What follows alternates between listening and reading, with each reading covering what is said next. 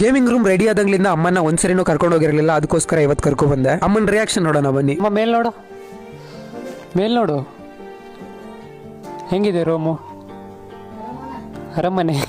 ಬಂದ ಫಸ್ಟಿಗೆ room full ಒಂಥರ ಇತ್ತು, ಅಲ್ಲೆಲ್ಲ ಗಲೀಜು ಮಾಡ್ಕೊಂಡಿದ್ರು, ಹಿಂದಿಯವ್ರು ಇದ್ದಿದ್ದಂತೆ. ಬೆಡ್ ಹೆಂಗಿದೆ ಅಮ್ಮ?